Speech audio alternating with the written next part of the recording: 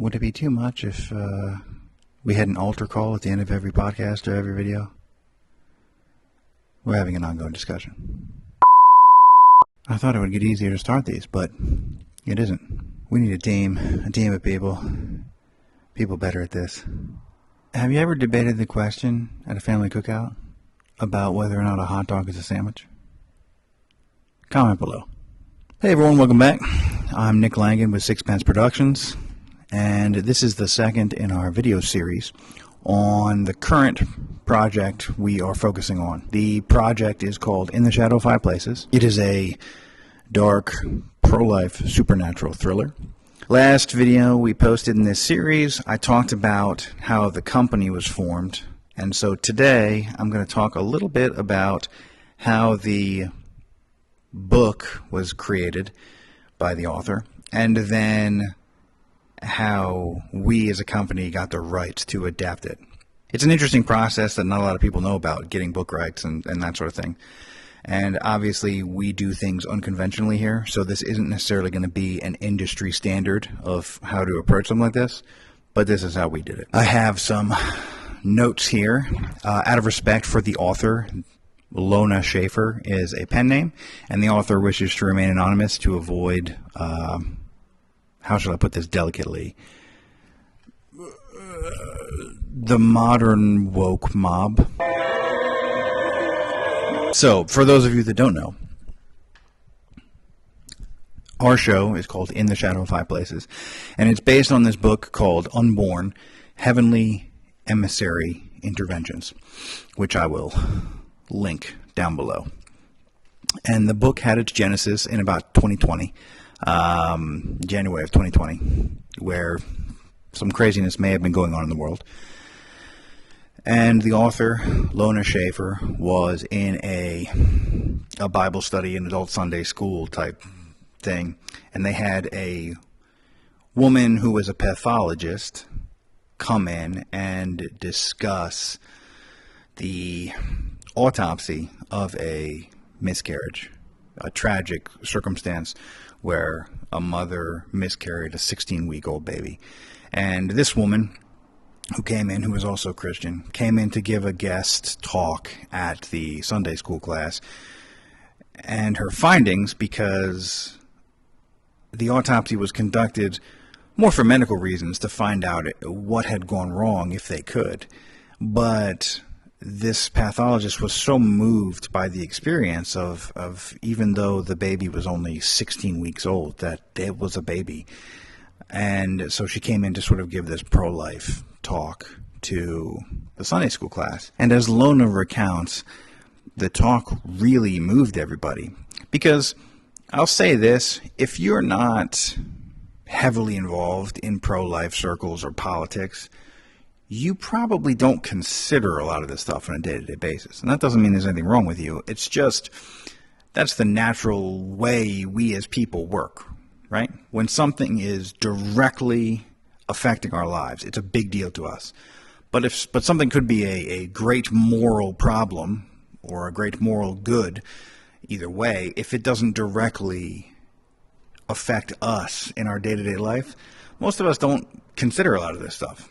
That's how it was for me, and I have a personal skin in the game with some of the stuff as far as the pro-life movement. This pathologist comes in, gives the Sunday school talk, and everyone is greatly moved, and everyone's kind of like, well, we should do something about this. What should we do? Including Lona. And nobody really has an answer. It's kind of a depressing thought, right? The idea that this widespread murder is just allowed. When you come to terms with certain things like that, it can weigh pretty heavily on you.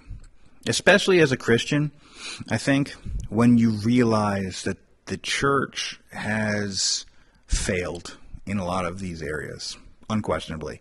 The church has withdrawn and allowed government to replace it.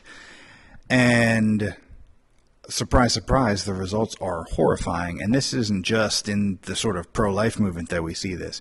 The foster care system, helping the elderly, all this stuff that the apostles talk about and the Bible talks about as being true religion, caring for widows and orphans. That's stuff that unfortunately the church has really dropped the ball on, especially in the last 10 to 15 years, and allowed all these social service programs to come in and do their job and do it worse. You know, clubbed out in the name of separation of church and state, and then sort of ineffectual and inefficient. So, the Sunday school class that Lona was in has this discussion about abortion worldwide and the sort of problems and the pro-life movement, and this just stuck with Lona. And returning home, Lona lay down, take an afternoon nap, the Sunday afternoon nap, and woke up about 20 minutes later and just had Unborn on the mind, the word on the mind, on the lips. And then that night, apparently something similar happened. Lona goes to sleep, can only sleep for 3 to 4 hours. The ideas for this book, this story, start to come into Lona's mind. Everybody, I think, that is creative in some way has had some example or experience with this. I know I have. And even with things that are not specifically, you wouldn't think, oh, that's a message from God. This sort of, the muse awakens, right? And you get this bug, you get this idea in your head, and you have to go do something about it. So Lona spends the next 10 to 12 hours writing and starting to work on this book. Lona's not a professional author. And from there, gradually, this book takes shape. Now, the book was a labor of love. Lona got to interview all sorts of people in the medical fields, and a lot of that is in the initial book. And then it was self-published. As you can imagine, a lot of traditional publishers probably wouldn't be interested in something so controversial. I'll bet a lot of Christian publishers wouldn't be interested either. We've certainly had experiences being told that the topic is too controversial and nobody wants to touch it as far as the TV show. So it wouldn't surprise me at all, even if it disheartens me, if a lot of people, even of faith, even who believed in the pro-life message, would be afraid to be anywhere near this thing. The book was published, and Lona often just gives the book out for free because the thought is, this is God's message. This is something that's a work of passion and love. And so that's how in about, I don't know, maybe January of 2023, my wife got a copy of this book, and she read it. And at the time, Sixpence Productions was working on pre-production and then production in April of 2023 of our first pilot for a half-an-hour dramedy series, Ronald Johnson, Judo Master. While we were shooting this, we sort of had a business plan mapped out of what we were going to do as far as projects. And as we discussed in the last video, we're Christians, we're conservatives. I wouldn't consider us a Christian company, though, with the connotation that brings. I don't think we make Christian films exactly in the traditional thought-of sense. And so we were doing this dramedy, which was a blast, shooting down in Texas. And my wife read this book, and she came to me and she's like, "You need to read this." And we're in pre-production. We're working hard on this. It's a lot to organize, a lot to, especially for your first serious time setting up a production like this. And I kind of blew it off. Yeah. And she's like, "No, you need to read this. I think there's a lot of stuff that you could take and make something really incredible in a movie, in a TV show. This could be fantastic in a visual medium." So eventually I begrudgingly agreed, and I read the book. And it's not the kind of thing that I normally read. At least initially that's what I thought. Because it starts off as this sort of medical drama, maybe. Definitely drama. The main character has these two sort of estranged sisters, and at first I was kind of like, this isn't, I love action, I love fantasy, right? That's the occasional comedy, martial arts movies. But I got about into the 5th chapter, I think, where some of our villains show up, which we'll be discussing as well in a future video. I could start to see it in my head. Okay, this is how we would shoot this. This is how. And right then, I knew it was over and my wife was correct. Yeah, I'm making a public declaration. My wife was correct that one time. And so I finished the book, and then we shot the pilot for Ronald Johnson, Judo Master. And we still thought as a company, we thought, okay, well, we'll reach out to the author. We'll see if we can negotiate something. But we'll put this in the back burner. We'll approach this in a few years. We'll write it and everything, maybe working behind the scenes, but we're not going to, because I knew this was just such a hot topic, right? And I mean, Roe v. Wade had been overturned and everything was going back to the States. And so on the one hand, I thought, well, if we approach a project like this, it should be very easy to fundraise for. People that are pro-life are passionately pro-life. But where are we going to put it? Who's going to take it? And if you watched our first video, my first video on the company and this process, you'll know that we don't like to beat people over the head with messages. I want to make stuff that everybody can enjoy, even if you might disagree with certain theological, philosophical aspects. But still, I don't think that Netflix is necessarily going to be super interested in a pro-life supernatural thriller, right? Probably not. Maybe. Who knows? So we pushed it off, and we had finished the shooting for the pilot for Ronald Johnson, and we reached out to Lona, and Lona was very gracious. We worked out a deal where we have this option to, for a certain amount of time, to try and get this thing made, which is pretty typical in the industry, but we just did a very simplified one. It's a self-published book. Lona owns all the rights. We're a small company, you know. We worked it out that way. And so we got that, and then the more that we as a company sort of worked on other things and approached other things, it just was put on all of our hearts that this was what we were supposed to be doing. We were, you know, common sense be damned.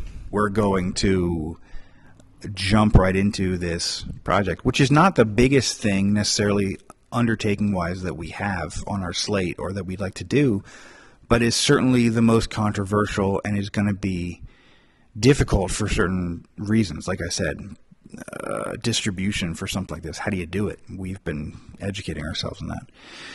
But that's how it started. And so I wrote the pilot, the rough draft of the pilot episode, because we decided doing a sort of mini series of somewhere between 8 to 12 episodes. I think it's going to be 8. Would be the best way to go to get to explore these characters and draw it out, expand on some of the elements that we think are important for visual media compared to a book, you know, filling in things. The book has a lot of introspection, a lot of thought. You have to kind of change that when you're adapting to a visual medium. We're not doing sort of crazy, cringy voiceovers for everything. And so I wrote the pilot script in about 3 days, and all of us really liked it. And all of us were like, yeah. At that point, I think everyone was sort of like, yeah, this is the next thing that we should be doing.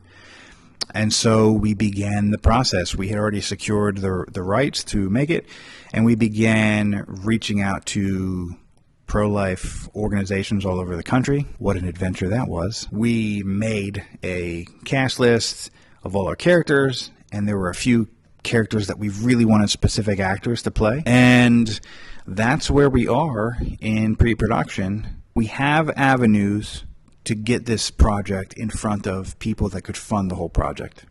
And our budget for this project, compared to most Hollywood or big budget TV shows, is still nothing.